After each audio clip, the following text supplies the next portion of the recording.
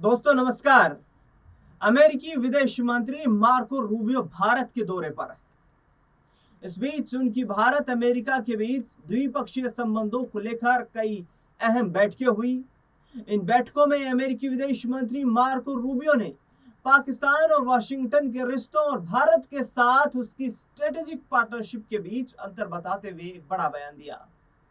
उन्होंने कहा कि अमेरिका के किसी भी देश के साथ रिश्ते नई दिल्ली के साथ उसके अलायंस की कीमत पर नहीं बनते हैं। रूबियो का यह बयान नई दिल्ली में हाई लेवल मीटिंग की बातचीत के बाद विदेश मंत्री एस जयशंकर के साथ जॉइंट मीडिया ब्रीफिंग के दौरान सामने आया। यूएस विदेश मंत्री अमेरिका पाकिस्तान संबंधों और आतंकवादी ग्रुप्स को मिलिट्री सपोर्ट से जुड़े आरोपों पर एक सवाल का जवाब दे रहे थे। मिलिट्री मामलों पर सीधे बात करने से मना करते हुए रूबियो ने इस बात पर जोर दिया कि देश रेगुलर तौर पर कई देशों के साथ टेक्निकल लेवल पर बातचीत करते रहते हैं। अमेरिका टेक्निकल लेवल पर काम करता है, ये रूबियो ने कहा है।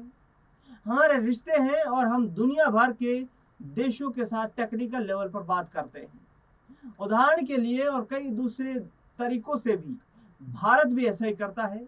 जिम्मेदार देश यही प्रणाली अपनाते हैं। उन्होंने आगे कहा, लेकिन मैं दुनिया के किसी भी देश के साथ हमारे रिश्ते को भारत के साथ हमारे स्ट्रेटेजिक अलायंस की कीमत पर नहीं देखता हूं, उन वजहों से जो मैंने आज से पहले भी यहां पर बताई।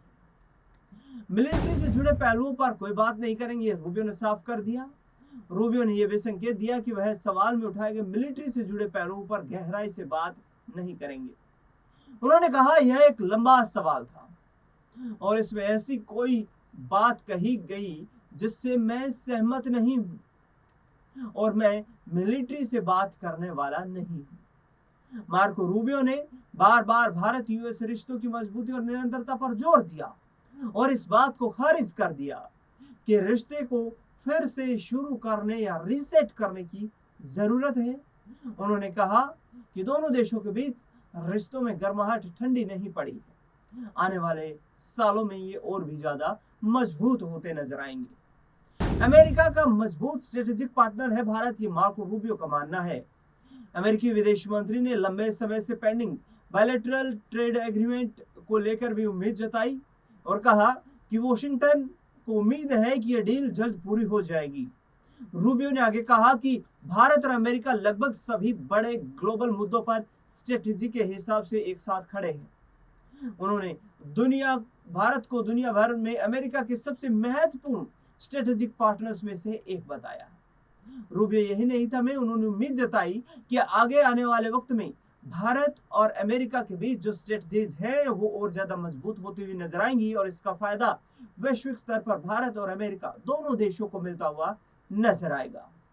भारत का सहयोग जो है वो अमेरिका के लिए जरूरी है, ये मार्को रूबियो ने कहा है। स्ट्रेटेजिक पार्टनरशिप तब होती है जब दो देशों के तौर पर आपके हित एक जैसे हों और आप उन समस्याओं को हल करने के लिए स्ट्रेटेजिक तौर तरीके से मिलकर काम करते हैं।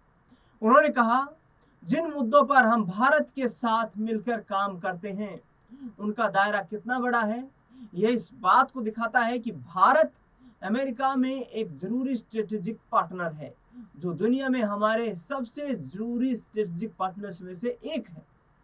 यानी कि मार्को रूबियो ने भारत को एक अमेरिका के महत्वपूर्ण सहयोगी देश के रूप में बताया है। अमेरिका से हम टेक्नोलॉजी के स्ट्रेटेजिक पार्टनर हैं। टेक्नोलॉजी अमेरिका से जो डेवलप होती है उसका इम्प्लीमेंटेशन भारत में भी होता है और जिसको लेकर के मार्को रूबियो ने यहाँ पर साफ तौर पर कहा है कि हम भारत के साथ अपने रिश्तों को लगातार और ज्यादा प्रगाढ़ मजबूत करने में प्रयास कर रहे हैं। जयशंकर और डोभाल की भी तारीफ कर रहा है अमेरिका। मैसन ने लिखा, भारतीय पक्ष का नेतृत्व विदेश मंत्री डॉक्टर एस जयशंकर कर रहे हैं, जिनकी बौद्धिक क्षमता और तीक्ष्ण रणनीति समझ ने आधुनिक गुटनिरपेक्षता को मौलिक रूप से परिभाषित किया है। वहीं राष्ट्रीय सुरक्षा सलाहकार अजीत डोभाल वास्तविक राजनीति के दिग्गज और शांत स्वभाव के सूत्रधार हैं। वह कूटनीतिक दिखावे की बजाय ठोस परिणामों को प्राथमिकता देते हैं। विदेश सचिव विक्रम मिश्री, जो कि उच्च दाव वाली शांति वार्ताओं में जरूरी सेतु का काम करते हैं। रूबियो के दौरे के वक्त भारत अमेरिका के बीच ऊर्जा, सुरक्षा, व्यापार और रक्षा सहयोग जैसे अहम मुद्दों पर चर्चा हो रही। एनुअल सेलेक्ट इन्वेस्टमेंट समिट में बोलते हुए रूबियो ने भारतीय कंपनियों में 20 बिलियन डॉलर की जो निवेश की उम्मीद जताई। अब जून में मोदी और ट्रंप के बीच G7 में मुलाकात संभव है।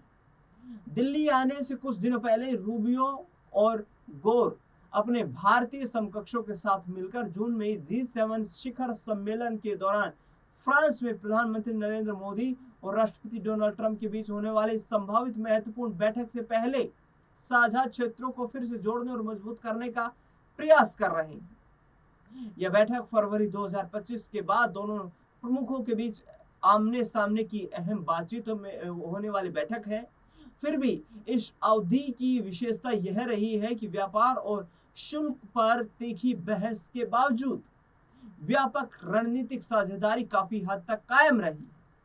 कोड ढांचे, खुफिया जानकारी साझा करने वाले तंत्र, रक्षा खरीद, ICIT क्षेत्र के सेमीकंडक्टर और महत्वपूर्ण प्रौद्योगिकी पहलों के साथ साथ समुद्री क्षेत्र जागरूकता में चल रहे सहयोग में निरंतरता बनी रही है। संबंधों के अन्य क्षेत्रों में राजनीतिक उथल-पुथल के बावजूद जेट इंजन प्रौद्योगिकी हस्तांतरण और आपूर्ति श्रृंखला की मजबूती को लेकर होने वाली चर्चाओं ने भी अपनी गति बनाए रखी। तो कुल मिलाकर के विदेश मंत्री जो रूबियो है, मार्को रूबियो, अमेरिका के विदेश मंत्री, उनकी कोशिशें ये रही है इस भारत दौरे को लेकर कि दोनों देशों के आगामी G7 समिट से पहले जो संबंध हैं वो पहले की तरह और ज्यादा मजबूत होते हुए नजर आए। पिछले साल हमने देखा कि जब डोनाल्ड ट्रंप ने भारत और पाकिस्तान के बीच जो सीज फायर को लेकर के दावा किया था पहलगाम अटैक के बाद, उसके बाद उन्होंने दर्जनों बार ऐसे बयान दिए जिससे कहीं ना कहीं भारत में एक असंतोष की स्थिति पैदा हो गई। भारत के विपक्षी दलों ने लगातार इस सवाल को लेकर सरकार पर निशाना साधा कि अमेरिकी विदेश मंत्री मार्को रूबियो, इसके साथ साथ उनके सबसे सर्वोच्च नेता डोनाल्ड ट्रंप जैसे नेता आखिरकार इतना बड़ा दावा बार बार क्यों कर रहे हैं कि उन्होंने भारत पाकिस्तान के बीच युद्ध विराम करवा दिया।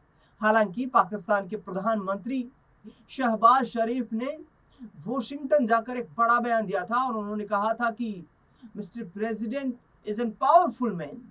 डोनाल्ड ट्रंप के लिए इस भाषा का इस्तेमाल किया था।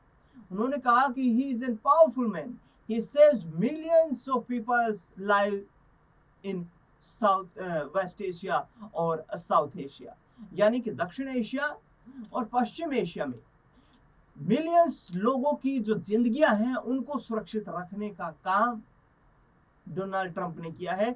ये पाकिस्तान के प्रधानमंत्री का दावा था, लेकिन भारत में इसको लेकर के काफी असंतोष रहा। भारत सरकार की तरफ से स्पष्ट किया गया कि भारत पाकिस्तान के बीच जो सीज फायर हुआ था वो भारत की जवाबी कार्रवाई के बाद भारत की शर्तों पर हुआ था, ना कि अमेरिका या पाकिस्तान की शर्तों पर। देखना दिलचस्प होगा कि आने वाले वक्त में आखिरकार डोनाल्ड ट्रंप और प्रधानमंत्री नरेंद्र मोदी की जो संभावित G7 जो मीटिंग है, जो बैठक होगी, समिट होगा, उसमें जो मीटिंग है जो संभावित है आगामी वक्त में, आखिरकार क्या दोनों देशों के राष्ट्राध्यक्ष एक बार फिर से मिलकर रिश्तों को और ज्यादा मजबूत बना पाएंगे। इस खास रिपोर्ट को लेकर के आपकी क्या राय प्रतिक्रिया है, कमेंट बॉक्स में बताना बिल्कुल ना भूलें। इस खास खबरों में फिलहाल के लिए इतना ही। देश दुनिया से जुड़ी बड़ी खबरों के लिए लगातार बने रहे हमारे साथ। धन्यवाद।